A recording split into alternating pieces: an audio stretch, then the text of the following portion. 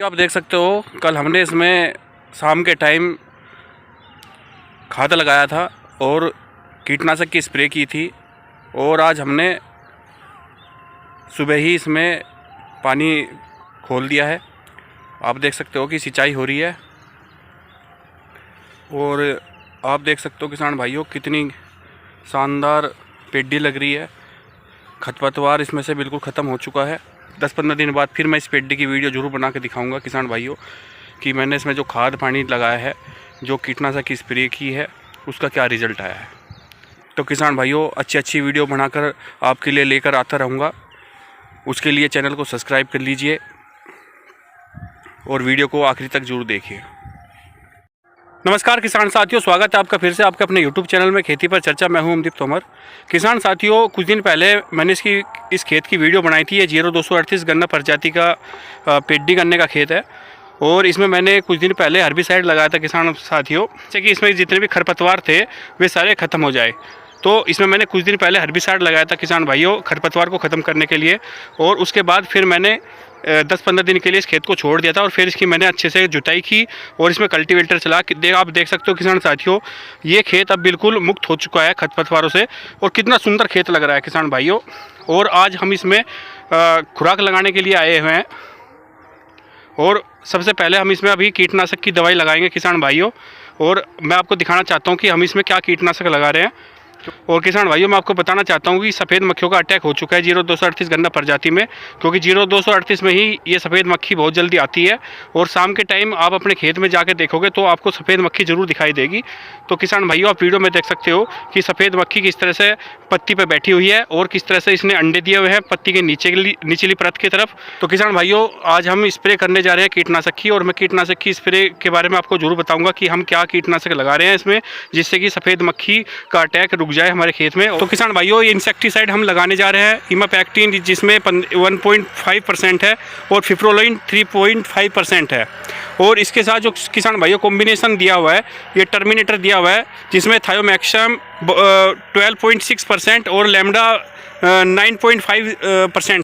तो किसान भाइयों आप देख सकते हो ये बोतल इनका आज हमने कॉम्बिनेशन लगाया है और ये मैंने इस तरह से लगाया है कि ये कॉम्बिनेशन पहले मैंने 5 बीघे में इस तरह से लगाया है और फिर 5 बीघे इस तरह से लगाया मैंने किसान भाइयों।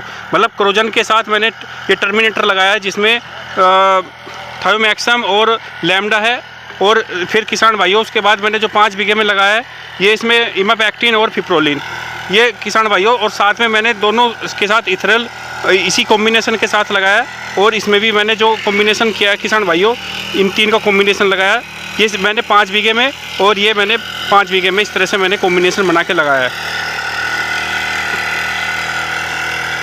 क्योंकि क्रोजन भी किसान भाइयों बहुत ही शानदार कीटनाशक है और बहुत ही अच्छा काम करती है। और ये जो मैंने साथ में कोरल जी अल्ट्रा लगाया है एक बहुत ही शानदार काम करती है, सुंडी पे हर तरह की सुंडी को मारती है और हर तरह की मक्खी को ख़त्म करती है किसान भाइयों।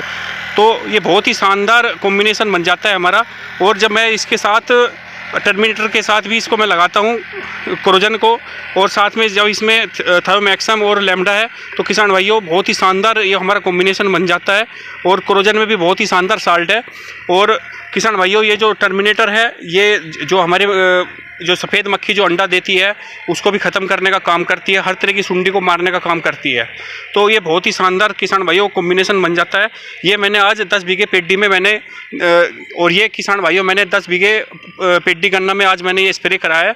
ये 5 बीघे में कॉम्बिनेशन ये लगाया है और 5 बीघे में कॉम्बिनेशन ये लगाया है, जिससे कि हमारा विभिन्न साल्ट हो जाएगा और हर तरह की मक्खी हर तरह की सुंडी को ख़त्म करने का ये काम करेगा। बहुत ही शानदार रिजल्ट आएगा किसान भाइयों। और किसान भाइयों अलर्ट हो जाइए, 0238 पेडी गन्ना में या पौध गन्ने में सफ़ेद मक्खी का अटैक हो चुका है। आज हम शाम को गन्ने के खेत में घूमने आए थे किसान भाइयों, तो आप देख सकते हो वीडियो में किस तरह से सफ़ेद मक्खी पत्ती पे बैठी हुई है। और ये शाम के टाइम या सुबह के टाइम ही देखने को मिलेगी आपको, दोपहर को नहीं मिलेगी, क्योंकि शाम के टाइम हमारे खेत में से जो मॉइस्चर होता है उस मॉइस्चर में ही ये मक्खी आपको दिखाई देगी, और सुबह के टाइम या शाम के टाइम दिखाई देगी। दिन में आपको ये मक्खी बिल्कुल भी नहीं दिखाई देगी किसान भाइयों। और किसान भाइयों महीने में अमावस्या की रात आती है और पूर्णिमा की रात आती है, लेकिन जो सफ़ेद मक्खी का जो मिलन होता है वो अमावस्या की रात को होता है, क्योंकि उसमें अंधेरी रहती है। तो किसान भाइयों, जब भी हमें गन्ने के खेत में स्प्रे करानी है, अमावस्या की रात जब आने वाली होती है उससे 4 दिन पहले ही हमें अपने गन्ने के खेत में कीटनाशक की स्प्रे करनी चाहिए, और तभी ये कीटनाशक बहुत अच्छे से असर करेगी हमारे गन्ने के खेत में। ये छोटी छोटी बातें हैं किसान भाइयों जो कि बहुत ही लाभ देती है। और बहुत से किसान भाई कहते हैं कि हमने स्प्रे करी है लेकिन फिर भी कोई असर नहीं हुआ है।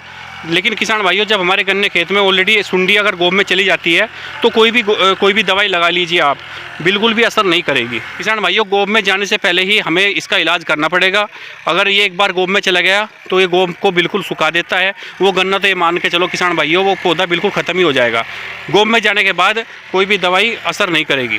तो किसान भाइयों, आप देख सकते हो ये जो हमने इथरल लगाई है, इथरल ये फुटाव का काम करती है। और जिस गन्ने के खेत में फुटाव नहीं होता है और बहुत ही शानदार फुटाव देखने को आप मिलेगा, आप इथरल का प्रयोग कीजिए।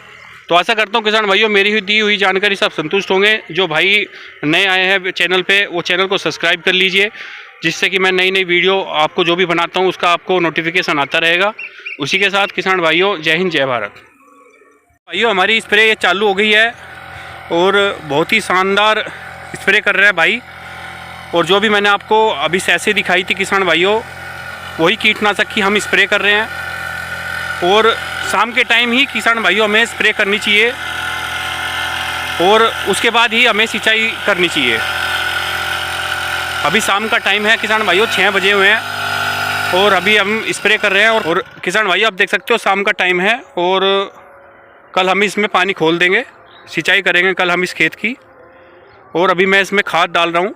और किसान भाइयों, हमें खाद भी शाम के टाइम ही डालना चाहिए। या तो हमें सिंचाई करने के बाद जब उसमें हम पानी ठहर जाए तब हमें खाद डालना चाहिए, या फिर हमें शाम के टाइम खाद डाल के सुबह हमें सिंचाई करनी चाहिए। ये नहीं कि हम दिन में हम खाद डाल रहे हैं और उससे अगले दिन पानी दे रहे हैं, तो वो बेअसर हो जाता है किसान भाइयों। धूप इतनी तेज़ पड़ती है, वो सारा खाद जितना भी होता है वो सब उड़ जाता है गल के।